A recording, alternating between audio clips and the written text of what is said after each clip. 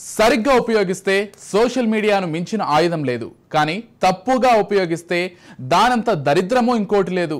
నిజానికి ప్రస్తుతం social media ఎంత దారుణంగా ఉంటుందో మనం రోజు చూస్తూనే ఉన్నాం. నచ్చని వాళ్ళపై ద్వేషాన్ని స్ప్రెడ్ చేయడం, నెగిటివిటీని పెంచడం, లేడీస్ పై ఇష్టం వచ్చినట్లుగా పోస్టులు చేయడం, సెలబ్రిటీలను బూతులు తిట్టడం, ఇలా సోషల్ మీడియాలో జరిగే ఆకృత్యాలకి అడ్డు అదుపు లేకుండా పోయింది. కనీసం చిన్న పిల్లలు అనే ఇంగితం కూడా లేకుండా వారిపై కూడా సోషల్ మీడియాలో double meaning trolls, memes create చేస్తున్నారు కొంతమంది దరిద్రులు. ఎవరు ఎటుపోతే ఏంటి, అతనికి వ్యూస్ కావాలి, అతని పర్వర్షన్ హైలైట్ కావాలి, అందుకు ఏమైనా చేస్తారు, ఎంతకైనా దిగజారతారు. సభ్య సమాజంతో పనిలేదు, తమ మైండ్లో ఉన్న చెత్తనంతా సోషల్ మీడియాలోకి డంప్ చేస్తారు. పగలబడి నవ్వుకుంటారు, అందుకు తండ్రి కూతుర్ల పవిత్ర బంధాన్ని కూడా వాడుకుంటారు. సోషల్ మీడియా ఎంత వికృతంగా తయారైందో, ఇన్ఫ్లుయెన్సర్ల ముసుగులో ఎలాంటి నరరూప రాక్షసులు ఉన్నారో మరోసారి తెరపైకి వచ్చింది. ఇక ఇదే అంశానికి సంబంధించి మనతో పాటు డిస్కస్ చేయడానికి సోషల్ యాక్టివిస్ట్ దేవి గారు సిద్ధంగా ఉన్నారు. వారితో పాటు లక్ష్మి గారు కూడా మరికొద్దిసేపట్లో యాడ్ అవుతారు. ముందుగా దేవి గారితో మాట్లాడదాం. దేవి గారు నమస్కారం అండి. నమస్కారం. అనేక సంఘటనలు చూస్తున్నాం సోషల్ మీడియా ద్వారా. కాకపోతే ఈ ప్రణీత్, ఈ హనుమంత్ అనే ఒక వ్యక్తి ఏదైతే చేశాడో, అతను ఒక ఫ్రెండ్స్ ఒక నలుగురు కలిసి సోషల్ మీడియాలో ఒక లైవ్ స్ట్రీమింగ్ ఇస్తూ తండ్రి కూతుర్ల వీడియోకి సంబంధించి వాళ్ళు చేసినటువంటి అసభ్యకర వ్యాఖ్యలు ఏవైతే ఉన్నాయో, సభ్య సమాజం తలదించుకోవడం అనే కంటే ఇంకా నిస్సిగ్గుగా, లేకపోతే అంతకు దిగజారి మరి ఆ వ్యాఖ్యలు చేశారు. ఆ వ్యాఖ్యలు మీరు కూడా చూసే ఉంటారు. ఈ మొత్తం విషయం పైన మీకు కూడా పూర్తిగా అవగాహన కూడా ఉండే ఉంటుంది. అసలు ఎలా చూస్తారు ఇటీవల సోషల్ మీడియాలో జరుగుతున్నటువంటి ఇటువంటి వికృత చేష్టలకు సంబంధించి ముందుగా మీ అభిప్రాయం ఏంటి? ఒకటి, మీరు అన్నట్టుగా సోషల్ మీడియా అది రెండు వైపులా పదునున్న కత్తి లాంటిది. ఎటువైపు అయినా వాడుకోవడానికి అవకాశం ఉంది.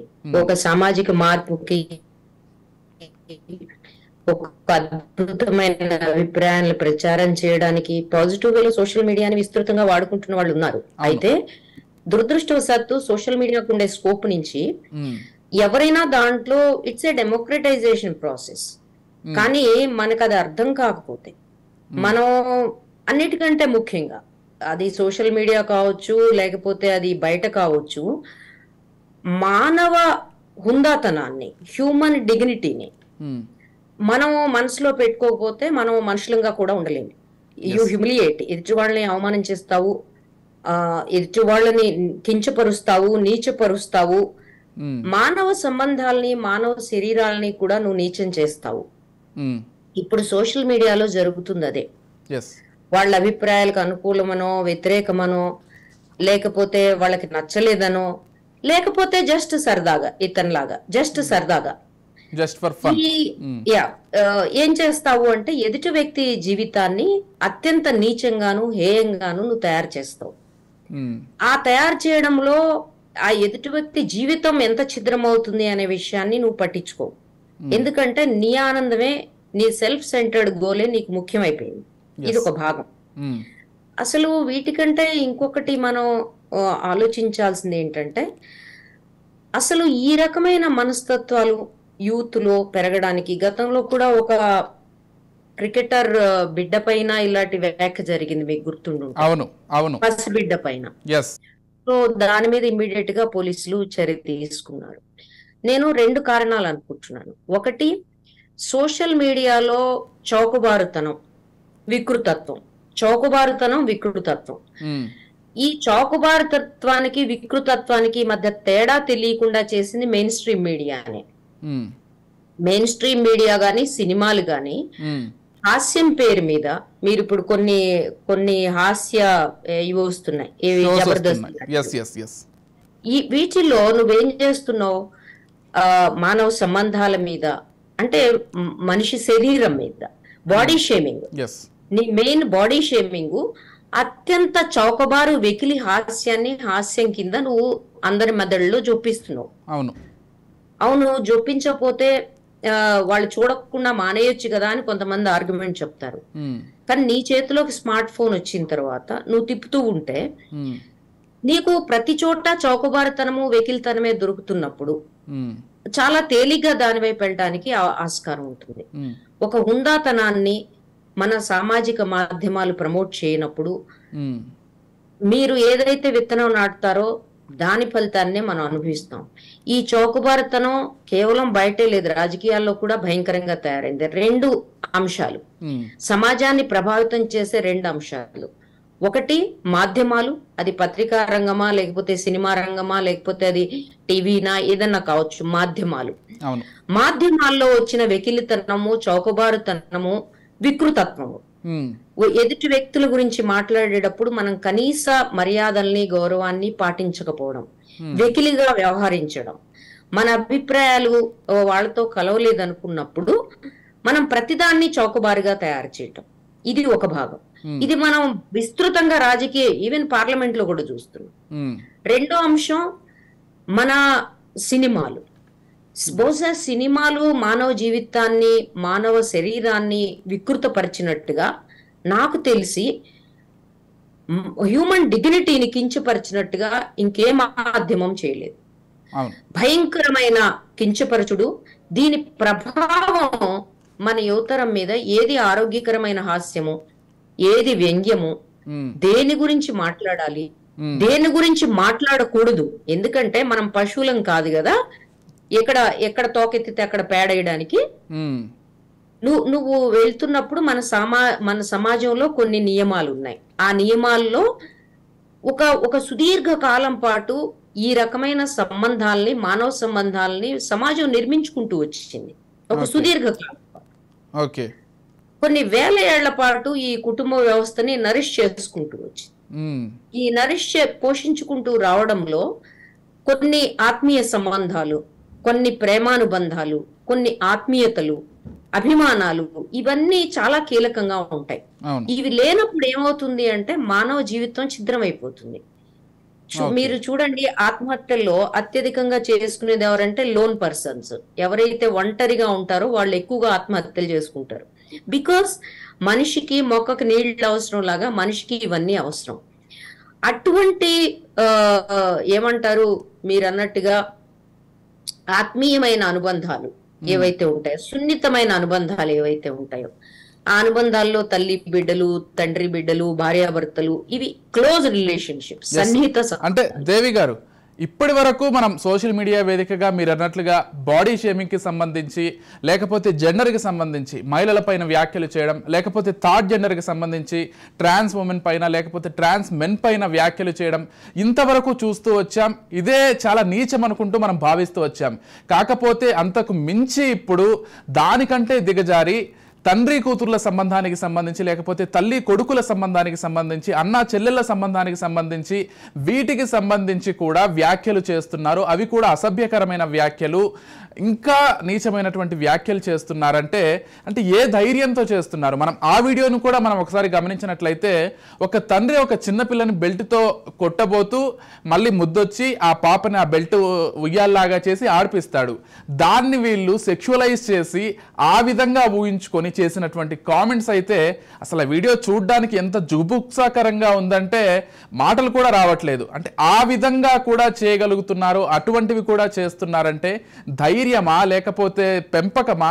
ఎక్కడ లోపం జరుగుతోంది? ఏ ధైర్యంతో చేస్తున్నారు? చూడండి, మన సమాజంలో అసలు స్త్రీ పురుష సంబంధాల గురించి మాట్లాడటమే ఒక టాబు, ఒక నిషేధం. అవును, పెద్దగా మనం దాని మీద చర్చించాం. కానీ నేను అన్నట్టు స్మార్ట్ ఫోన్ మన చేతిలోకి వచ్చింది.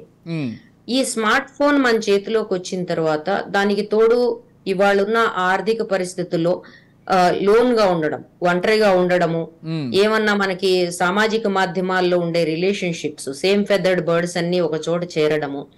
దీంతో పాటు మీకు నేను ఒక దృశ్యం, ఇంకొక మాట చెప్తాను మీకు. చెప్పండి. అదేమిటి అంటే 2013 నుంచి మన దేశంలో సుప్రీంకోర్టులో పోర్నోగ్రఫీ మీద నిషేధం విధించమనే ఒక కేసు పెండింగ్ లో ఉంది. అది ప్రతి 2 ఏళ్లకి సుప్రీంకోర్టు పిలిచి గవర్నమెంట్ ని అడుగుతా ఉంటుంది, మీరు దీన్ని ఆపుతారా అని.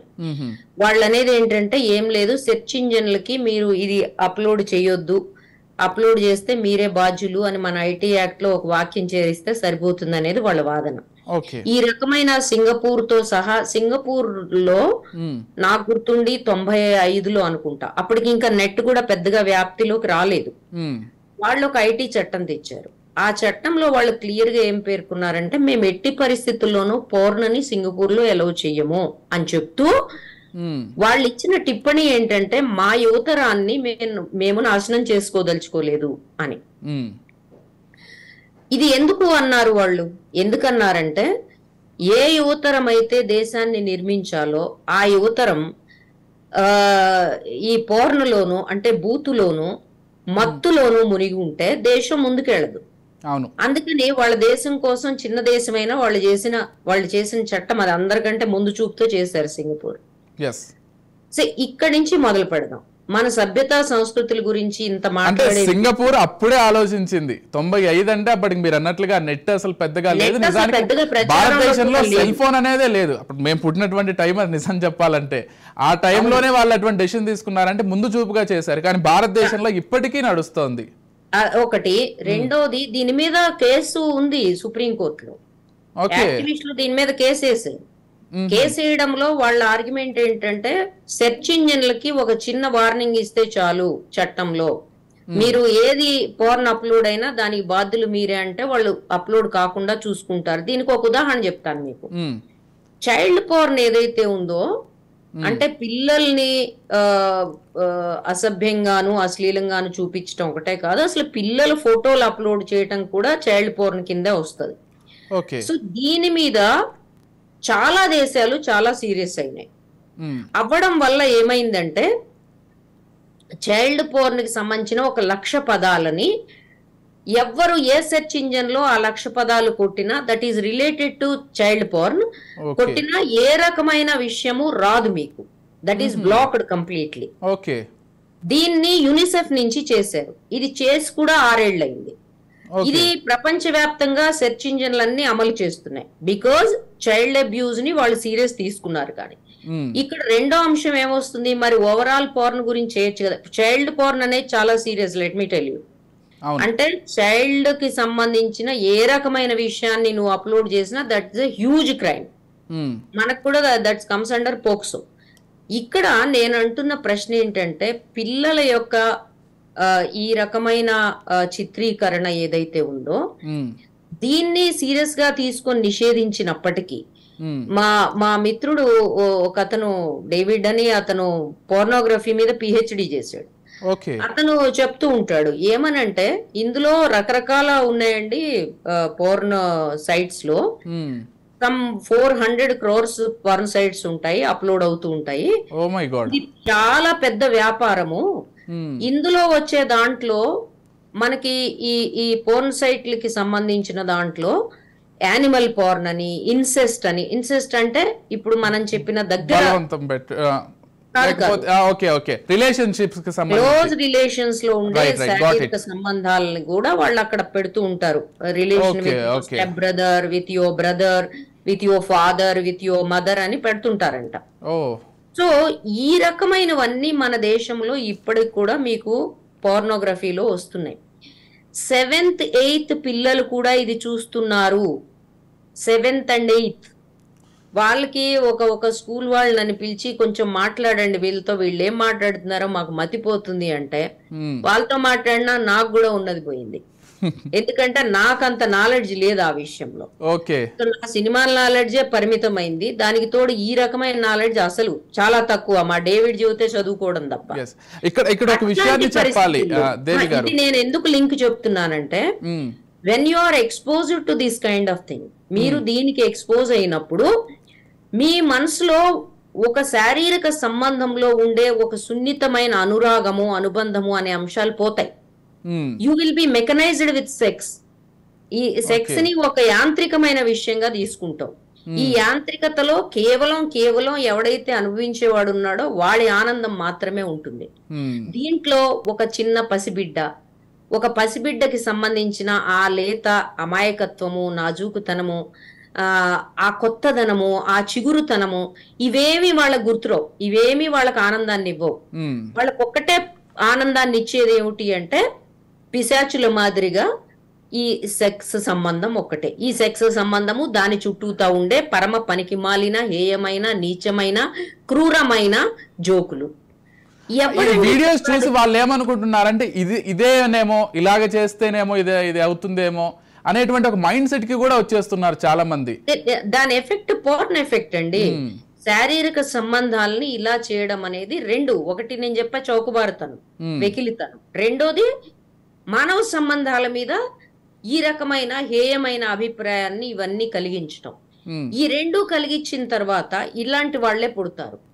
చెత్త కుప్ప మీద కుక్క గొడుగులు మాత్రమే, పెంట కుప్ప మీద పెట్ట గొడుగులు మాత్రమే పుడతాయి. ఓకే, ఈ ప్రణీత్ హనుమంత్ విషయం మనం ఒకసారి గమనించినట్లయితే అతను ఏమీ తెలియని ఒక బ్యాక్గ్రౌండ్ నుంచి రాలేదు. ఒక ఐఏఎస్ అధికారి అతని తండ్రి. అది కాకుండా చైల్డ్ రైట్స్ కి సంబంధించి ఆ ప్రణీత్ హనుమంత్ తల్లి కూడా పోరాడుతుందంట గతంలో. అంటే వాళ్ళ కుటుంబం ఫుల్లీ ఎడ్యుకేటెడ్, అది కూడా చైల్డ్ రైట్స్ కి సంబంధించి, చిన్నపిల్లల హక్కులకు సంబంధించి, వాటికి సంబంధించి పోరాడుతుంది.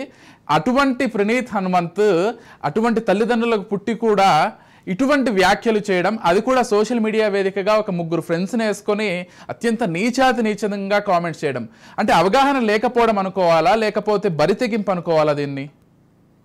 ఒకటి నేనేమంటానంటే, తల్లిదండ్రులు బాధ్యత కొంతవరకు పిల్లల పెంపకంలో ఉన్నప్పటికీ ఇవాళ ఉండే ఎక్స్పోజర్ లో వాళ్ళ రోల్ చాలా తగ్గిపోయింది, వాళ్ళ పాత్ర చాలా తగ్గిపోయింది. అవును, పిల్లలు ఒక 10-12 ఇయర్స్ అయిన తర్వాత అసలు తల్లిదండ్రులు చెప్తే వినే దశలో కూడా లేరు. ఆఫ్టర్ టీన్స్ చాలా కాంప్లెక్స్ టీన్ స్థితిలో మనం ఉన్నాం. అదొక భాగం, అది వేరే చర్చనీయాంశం. కానీ ఇక్కడ మనం గుర్తుపెట్టుకోవాల్సింది, ఐఏఎస్లు అనివ్వండి, మంత్రులు అనివ్వండి, సమాజంలో ఒక ఉన్నతమైన హోదా కలిగిన వాళ్ళందరూ ఉన్నతమైన ఆలోచనలు కలిగి ఉంటారా అనే ప్రశ్న నాకు ఎప్పుడు ఉంది రకరకాల కేసులు చూసిన తర్వాత. రెండో విషయం ఏంటంటే, రైట్స్ యాక్టివిస్ట్ ఉన్నారు. రైట్స్ యాక్టివిస్ట్ ఆవిడ ఎక్కడ చేశారో ఏం చేశారో నాకు తెలియదు, కానీ మరి రైట్స్ యాక్టివిస్ట్ ఇళ్లలో పెరిగిన పిల్లలు సాధారణంగా దే ఆర్ సెన్సిటివ్. ఇతను ఎందుకు లేడు అది నాకు తెలియదు. అంటే మనకి ఆ విషయం మీద తెలియకుండా మనం వాళ్ళ మీద కామెంట్ చేయడం కరెక్ట్ కాదు. ఈ రెండో విషయం, ఈ వ్యక్తి he's a grown up person.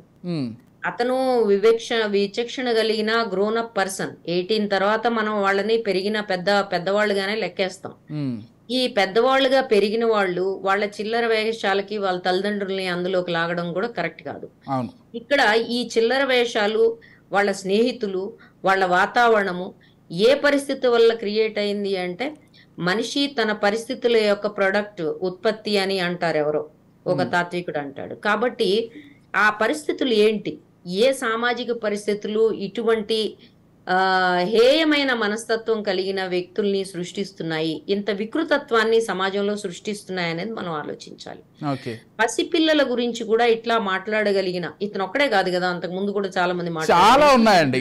ఇది ఒక ఎగ్జాంపుల్ అంతే. ఇప్పుడు ఇది హైలైట్ అయింది కాబట్టి దీని గురించి మాట్లాడుతున్నాం. కానీ ఎప్పుడు యాక్టివిస్టుల మీద కామెంట్లు చేసినా, నీ కూతుర్ని రేప్ చేస్తే నాకే వస్తుంటాయి ఇలాంటి మెసేజ్. కాబట్టి నీ కూతుర్ని రేప్ చేస్తే, లేకపోతే నీ కూతురు గది జరిగితే, నీ కూతుర్ని ఇట్లా చేస్తే అని మాట్లాడుతూ ఉంటారు. కాబట్టి వీళ్ళు ఎవరైతే ఉన్నారో ఇంత క్రూరమైన వ్యక్తుల్ని సృష్టించగలిగిన పరిస్థితి ఎట్లా వచ్చింది, ఏ కారణాల నుంచి వచ్చింది అనేది మనం ఆలోచించాలి. ఈ దిగజారుతున్న ఈ మానవ మర్యాదలు, మానవ గౌరవాలు ఏవైతే ఉన్నాయో వీటికి కారణం ఏంటి? ఒక సామాజిక సంక్షోభం దిశగా మనం వెళ్తున్నామా? ఒక మానసికమైన హేయమైన సంస్కృతిని సృష్టించుకునే దిశగా సామాజిక మాధ్యమాలు మనుషుల్ని ప్రేరేపిస్తున్నాయా? ఎందుకంటే సామాజిక మాధ్యమాల్లో మేము ఈ రకంగా చేయడం అనేది జస్ట్ ఫర్ ఫన్ అంటారు వాళ్ళు. చాలా తేలిగ్గా ఫర్ ఫన్. నీకు ఫన్నే, but what about the person who is watching it? ఎవరైతే దానికి గురి కాబడుతున్నారో వాళ్ళ పరిస్థితి ఏంటి, and what impact it is giving to society? వాళ్ళ పట్ల ఇప్పుడు ఆ పసిబిడ్డ పట్ల ఒక పర్సెప్షన్ ఉంటుంది మనకి. అరే ఈ పసిబిడ్డ ఎంత ముద్దుగా ఉంది, ఎంత చక్కగా ఉంది, అరే భలే నవ్వుతోంది కదా, ఇట్లా అనుకుంటాం. దాని నుంచి నువ్వేం చేసావంటే నా పర్సెప్షన్ ని, నా ఆలోచన ధోరణిని, నువ్వు చూసే ధోరణిని మార్చేసావు, దృష్టికోణం మార్చావు. ఎగ్జాక్ట్లీ. ఏంటంటే ఇంత నీచంగా ఆ బిడ్డని చూసేవాడు ఏ రకంగా చూస్తాడు, అది వరకు ఉన్న ఈ ఈ ఈ మంచి ఆలోచనలు ఏవైతే ఉంటాయో, ఆహ్లాదకరమైన ఆలోచనలు పోయి ఒక నాలుక నుంచి చొంగగార్చుకునే ఆలోచనలు వికృత ఆలోచనలు వస్తాయి. మొన్న ఎల్బీ నగర్ కేసు ఏంటండి? ఆ బిడ్డ ఏమన్నా దూరం వెళ్ళిందా? లేదు కదా. తల్లి బిడ్డని వదిలేసి బాత్రూమ్ లో రెండో బిడ్డ ఏడుస్తుంటే అక్కడికి వెళ్ళింది. తిరిగి వచ్చే లోపు వాడు ఆ బిడ్డ మీద. అంతకంటే దారుణం ఏంటంటే నిన్న కాక మొన్న నంద్యాల జిల్లాలో ఒక 3 మైనర్ బాలురు, పెద్దవాళ్ళు కూడా కాదు, చిన్న చిన్న పిల్లలు 8 ఏళ్ల పాప పైన అత్యాచారం చేసి ఒక కాలువలో పడేశారు చంపేసి. ఎటుపోతోంది వాళ్ళకి ఆలోచన ఎలా వచ్చింది? ఏం చెప్తోంది? నేను అంతకు ముందు మన వనస్థలిపురం కేసు చూశాను. వాళ్ళు కూడా 5 మగ పిల్లలు. అవును. వాళ్ళ క్లాస్మేట్ మీద ఏం చేశారా అంటే పోర్ను చూసి ప్రయోగం చేసాం అని చెప్పారు. ఎక్కడా పశ్చాత్తాపం లేదు. అంటే అసలు మేమిది చేయడము, అప్లోడ్ చేయటము ఒక నేరము అనే మనస్తత్వం కూడా వాళ్ళకి మనం సామాజికంగా ఇవ్వలేకపోతున్నాం.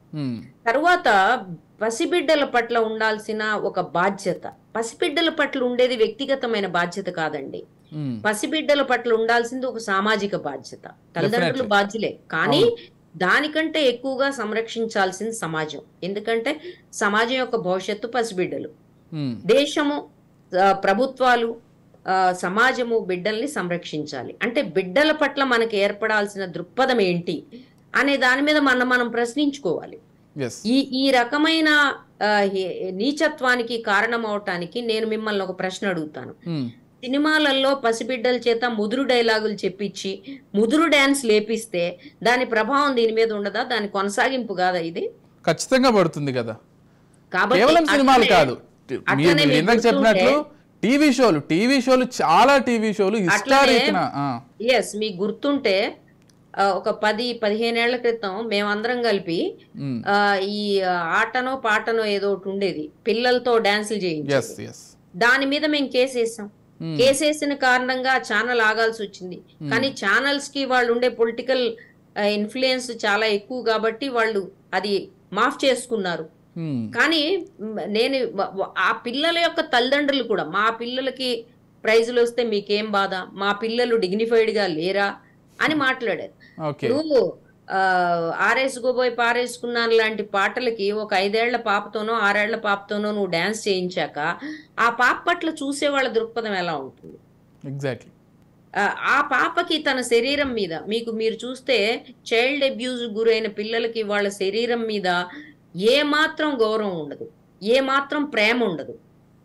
They become just like that. నా శరీరాన్ని నువ్వేమన్నా చేసుకో అన్న ధోరణికి వస్తారు. This is what happens. కాబట్టి నువ్వు ఇది చేయడం ద్వారా కేవలం నువ్వు పిల్లల పట్ల చూడాల్సిన మన దృష్టికోణాన్ని ఒక్కటే మార్చటం లేదు ఈ చౌకబారితనంతో. నువ్వు పిల్లలకి వాళ్ళ పట్ల వాళ్ళకు ఉండే ప్రేమ గౌరవాలను కూడా లేకుండా చేస్తున్నావు. సో ఇది it's a very very dangerous trend. Trend ఇలా పెరగడానికి కారణం ఏంటో కూడా మీకు చెప్తా. సైబర్ క్రైమ్ ఉంది, కానీ ఎవడన్నా కంప్లైంట్ ఇస్తే పోలీసులు పట్టించుకోరు. ప్రతిసారి మీ సెల్ ఫోన్ లో ఒక వస్తుంది, మీరు రిపోర్ట్ చేయండి, అసభ్య మెసేజ్లు వస్తాయంటే రిపోర్ట్ చేస్తాం, ఎవడు దాని గురించి మాట్లాడు. నాకు బూతులు పంపించిన అంశాల మీద నేను సైబర్ క్రైమ్ కి ఎన్నిసార్లు రిపోర్ట్ చేశా, మా అందరం చేశాం. ఒక్కటంటే నా మిత్రులు చాలా బాధపడ్డారు, వాళ్ళు చాలా సీరియస్ గా చేశారు. అట్లా తులసి చందు చాలా సీరియస్ గా చేసింది. ఏం జరిగింది? ఏమి మీరు పట్టుకున్నారు? ఎందుకని పట్టుకోలేదు? మీరు ఎప్పుడైతే ఇలాంటి కించపరిచే వ్యాఖ్యలు, సెక్చువల్ ఇండోజ్ ఉండే వ్యాఖ్యలు చేసిన వాళ్ళని మీరు వెంటనే పట్టుకొని శిక్షించడానికి అన్ని రకాల అవకాశాలు ఉన్నాయి. వాళ్ళ దగ్గర మీకు సంబంధించిన సాక్ష్యాలు మీకు నెట్ లో దొరుకుతాయి, అంటే ఓపెన్ గా దొరుకుతాయి, సాక్ష్యాలు వెతకక్కర్లేదు. తర్వాత వాళ్ళని పట్టుకోవడం చాలా తేలిక. ఇవాళ రేపు నువ్వు వెళ్ళి ఫిజికల్ గా వెతికి ఇన్వెస్టిగేట్ చేయక్కర్లేదు కదా.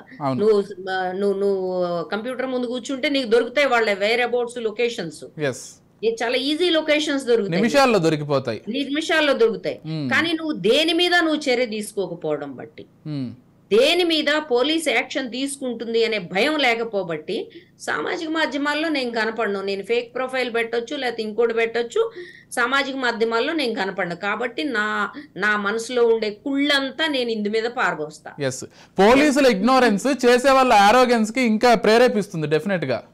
కాబట్టి ఈ రెండిటి కాంబినేషన్ లో అంతర్గతంగా పనిచేస్తున్న సామాజిక దిగజారుడుతనము, వెకిలితనము, మరోవైపున పోర్నోగ్రఫీ, ఇదేమంటారు చూడండి, మూలిగే నాకు మీద తాటికాయ పడ్డట్టుగా ఒకదాని మీద ఒకటి పడి ఈ యువతరం ఇట్లా తయారవడానికి కారణమవుతోంది. ఇకనైనా గవర్నమెంట్ సామాజిక మాధ్యమాల్లో పొలిటికల్ కామెంట్స్ మీద దాడి చేసి ట్విట్టర్లో 5 నిమిషాల్లో తీసేసే గొప్పదనం మన పొలిటికల్ లీడర్స్ కి అందరికీ ఉంది.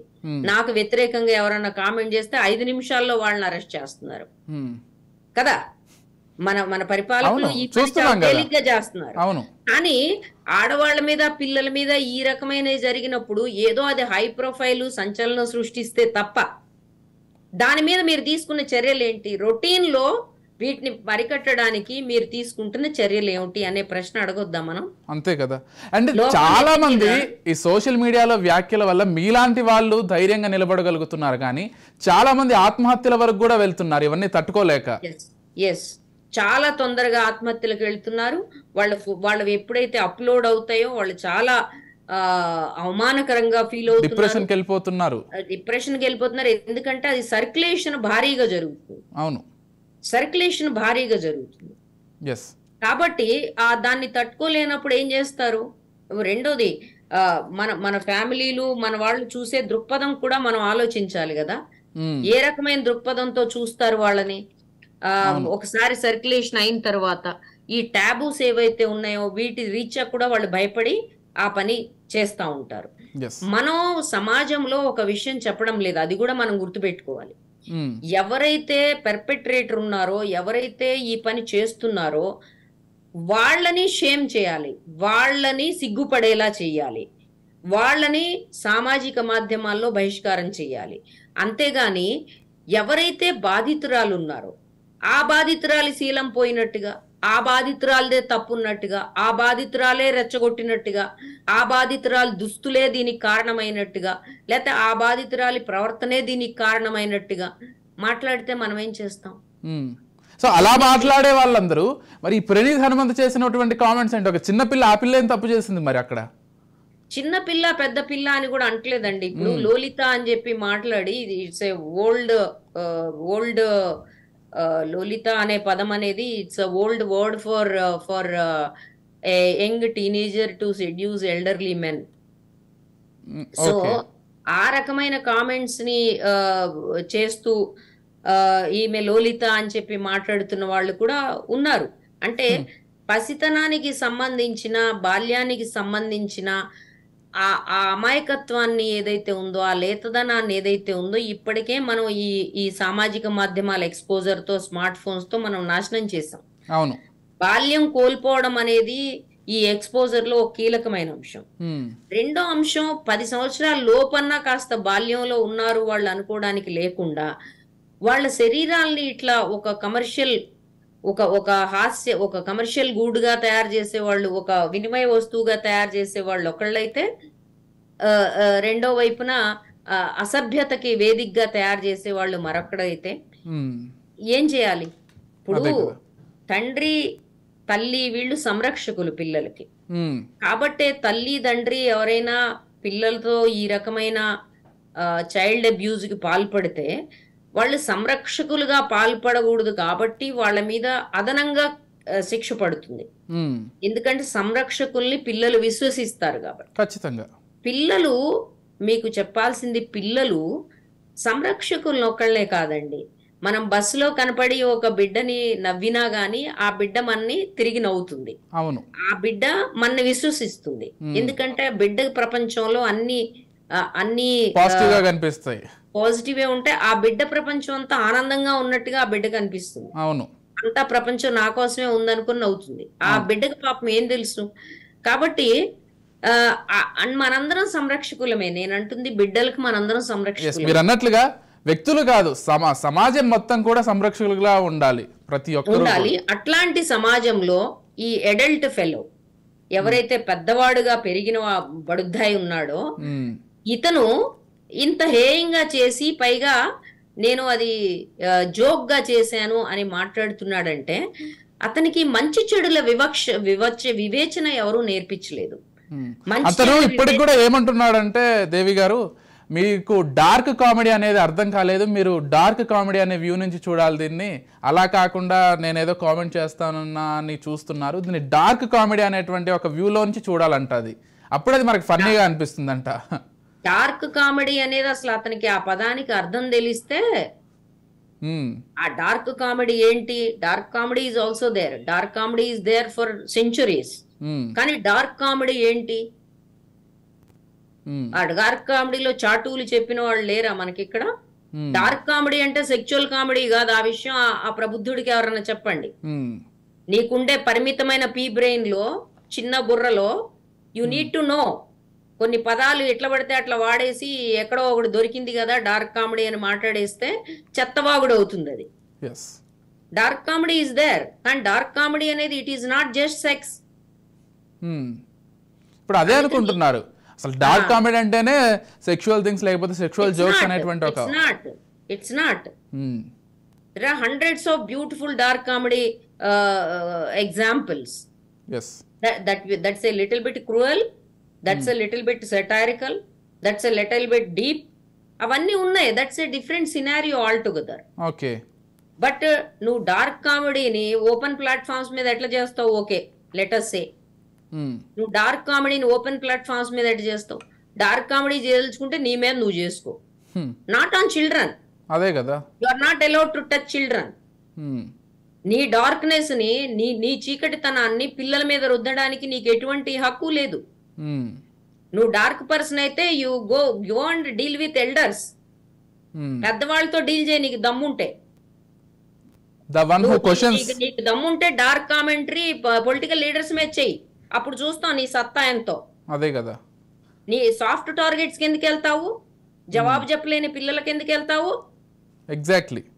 అంటే ఇంకోటి దేవి గారు, ఈ పర్టికులర్ విషయాన్ని చూసుకున్నట్లయితే చాలా మంది రియాక్ట్ అవుతున్నారు సోషల్ మీడియా వేదికగా. అటు సినీ తారలు కావచ్చు, ముందుగా సాయి ధరమ్ తేజ్ అంశాన్ని తెరపైకి తీసుకొచ్చి ఇరు రాష్ట్ర సీఎంలని ట్యాగ్ చేసి ఎప్పుడైతే మొదలు పెట్టారో అక్కడి నుంచి ప్రతి ఒక్కరూ కూడా ఈ అంశానికి సంబంధించి రియాక్ట్ అవుతున్నారు. ఇది ఒక పాజిటివ్ నోట్ గా చూడొచ్చా? ఖచ్చితంగా రెండు విషయాలు. ఒకటి, film people taking note of this is a good thing. అంటే వాళ్ళు కేవలం సినిమాలు చేసుకొని ఊరికే మాట్లాడడానికి ఉంటారు అనుకున్న దశ నుంచి ఎంతో అంతో సామాజిక బాధ్యతని నెత్తికెత్తుకోవాల్సిన బాధ్యత భారత ఫిల్మ్ ఇండస్ట్రీకి ఉంది. రెండవది, ఎస్, మిగిలిన దేశాల్లో ఆ ఇంటర్వెన్షన్స్ ఉన్నాయి, వీళ్ళకే లేవు. రెండవది, ఇట్స్ ఎ పాజిటివ్ ఫ్యాక్టర్. మీరు నోట్ చేసుకొని ఆ తర్వాత దాని మీద రియాక్ట్ అవ్వడం. There must be an action. దానికి ఆ రెండిటికి కంగ్రాచులేట్ చేస్తూ డోంట్ స్టాప్ ఇట్ హియర్. ఎవరైతే నాలాంటి వాళ్ళ సామాజిక మాధ్యమాలు వెళ్ళడానికి మాకు టైం ఉండదు, మా రొటీన్ లో పడి మేము ఏదో కొట్టుకుంటా ఉంటాం. రొటీన్ లో అంటే ఏం చేస్తామండి, ఎక్కడ చూసినా అబ్యూజ్లే కదా. అదే కదా, రోజు ప్రతి నిమిషం ఏదో ఒకటి వస్తుంది కదా. మా పనిలో మేము ఉంటాం. కానీ ఈ సామాజిక మాధ్యమాలు ఫాలో అవడం పనిగా పెట్టుకున్న వాళ్ళు ఎవరైతే ఉన్నారో వాళ్ళు కంపల్సరీ దాని బాధ్యత తీసుకోవాలి. You report this crime. ముఖ్యంగా చైల్డ్ అబ్యూజ్ సంబంధించి ఎనీబడి కెన్ రిపోర్ట్. కాబట్టి you report it, it's a good thing. అలా జరగాలి కూడా. I congratulate them. ఆ బాధ్యత ఉండాలి వాళ్ళకి. కేవలం సినిమాలు తీసేస్తే సరిపోదు. సమాజంతో మనకుండే సంబంధాల్లో సమాజానికి సంబంధించిన అనేక సున్నితమైన కోణాలని నిలబెట్టే ప్రయత్నం కూడా చేయాలి. అది కాకుండా వాళ్ళు ప్రజలని ఖచ్చితంగా ఇన్ఫ్లుయెన్స్ చేయగలిగేటువంటి ఒక స్థాయిలో ఉన్నారు కాబట్టి వాళ్ళు చెప్తే ఇంకా బెటర్ గా ఉంటుంది. Definitely they must be sensitized on children and all gender. yes, and final గా ఇటువంటి ప్రబుద్ధులకి ఎటువంటి శిక్షలు లేకపోతే ఎటువంటి చర్యలు తీసుకుంటే ఇవి ఆగే అవకాశం ఉంది? డెఫినెట్ గా మీరు చెప్పినట్లు అసలు దీనికి అది జరగకుండా చేసుకోవాల్సినటువంటి బాధ్యత ఖచ్చితంగా ఉంటుంది. కాకపోతే చేసే వాళ్ళకి సంబంధించి ఎటువంటి శిక్షలు ఉంటే బాగుంటుంది అనుకుంటున్నారు? ఇప్పుడు ఐపీసీ సెక్షన్స్ అన్ని మారిపోయినాయి, కానీ సెక్షన్స్ నంబర్స్ మారినాయి కాబట్టి నేను నంబర్స్ చెప్పను. ఒకటి ఏంటంటే, ఐటీ యాక్ట్ లో అశ్లీలతకి సంబంధించి ఈ రకమైన కించపరచడానికి సంబంధించిన సెక్షన్స్ చాలా క్లియర్ గా ఉన్నాయి. ఐ థింక్ అది అప్లై చేస్తుంటారు ఇమ్మీడియట్ అరెస్ట్ కి వెళ్ళారంటే. ఒకటి. రెండోది, చైల్డ్ అబ్యూజ్ లో పోక్సో ఏదైతే ఉందో మన చట్టము, పిల్లల మీద అబ్యూజ్ ప్రివెంట్ చేసే చట్టం ఏదైతే ఉందో దాంట్లో ఖచ్చితంగా ఈ రకమైన వ్యాఖ్యలు చేయడం అనేది దాని కింద కూడా వస్తుంది. చైల్డ్ అబ్యూజ్ కింద కూడా వస్తుంది. ఇది 2. మూడోది సమాజంలో అశ్లీలత, సమాజంలో అసభ్యతగా ప్రవర్తించటము అనే దానికి సంబంధించిన సెక్షన్స్ కూడా ఉన్నాయి. సో వాటన్నిటి కింద ఇతన్ని బుక్ చేయొచ్చు. ఇతన్నే కాదు, ఇతని చుట్టూ ఉండి వెకిల్ నవ్వులు నవ్వినాళ్ళని కూడా లోపలేసేస్తే ఒక వార్నింగ్ వెళ్తుంది సమాజానికి. రైట్. థ్యాంక్ యూ దేవి గారు, థ్యాంక్ యూ సో మచ్ అండి. అంశానికి సంబంధించి మీ అభిప్రాయాలు కావచ్చు, మీ విశ్లేషణ కావచ్చు, చాలా చక్కగా అందించారు. ఇప్పటికైనా మీ మాటలు విని మన ఈ ప్రోగ్రాం చూసి ఎంతో కొంతమంది అయినా మారాలని ఖచ్చితంగా కోరుకుందాం. పోలీసులు కావచ్చు, లేకపోతే మీరంటలుగా పొలిటీషియన్స్ కావచ్చు, సినీ తారలు కావచ్చు, దీనికి సంబంధించి మరింతగా అవగాహన కల్పించాల్సినటువంటి అవసరం ఉంది. కేవలం పొలిటికల్కి సంబంధించినటువంటి ట్వీట్స్కే కాదు, ఇటువంటి కంటెంట్ ఏదైనా కానీ సోషల్ మీడియాలో క్రియేట్ అయినా లేకపోతే ఎవరైనా పెట్టినా కానీ వెంటనే దానికి సంబంధించి ఇది ఎవరు పెట్టారు, దీని మూలాలు ఎక్కడ అని పోలీసులు ఖచ్చితంగా దాన్ని గుర్తించి వాళ్ళకి సంబంధించిన చర్యలు కూడా తీసుకోవాల్సినటువంటి అవసరం ఎంతైనా ఉంది. క్లోజ్ చేసే ముందు దీనికి సంబంధించి మంచు విష్ణు కావచ్చు, మరికొంతమంది కొన్ని వ్యాఖ్యలు చేశారు. ఆ వ్యాఖ్యలు చూసి షోని క్లోజ్ చేద్దాం. ఎస్, మా పీసీఆర్ వాళ్ళు దానికి సంబంధించిన విజువల్స్ ఒకసారి ప్లే చేస్తారు. ఆ మంచు విష్ణు ఏదైతే దీనికి సంబంధించి మాట్లాడాడో ఆ విజువల్స్. తెలుగు వాళ్ళంటే చాలా మర్యాదస్తులు, పద్ధతిగా ఉంటారు, మన ట్రెడిషన్స్ ఫాలో అవుతాం అని ప్రపంచం అంతా అనుకుంటూ ఉంటారు. కానీ ఈ మధ్యకాలం కొంతమంది తెలుగు వాళ్ళు ఈ యూట్యూబ్లోను, ఇన్స్టాగ్రామ్లోను, ట్విట్టర్లో అసభ్యకరంగా బిహేవ్ చేయడం వల్ల మొత్తం తెలుగు వాళ్ళు ఎందుకు ఇలా బిహేవ్ చేస్తున్నారు అన్న క్వశ్చన్ మార్క్ ఏర్పడుతుంది. ఒక 2-3 రోజుల క్రితం నా తమ్ముడు సాయిధరం తేజ్ హనుమంతు అన్న వ్యక్తి వీడియో ఎందుకు ఇలా చేశాడు అని క్వశ్చన్ చేసేసరికి అది ఎంత జుగుప్స్గా ఉండిందంటే ఆ video Telangana chief minister, deputy chief minister, DGP వీళ్ళందరూ రియాక్ట్ అయ్యి యాక్షన్ తీసుకుంటారని. రైట్, ఇది ఇవాల్టి viral debate with Vijay. Keep watching Raj news.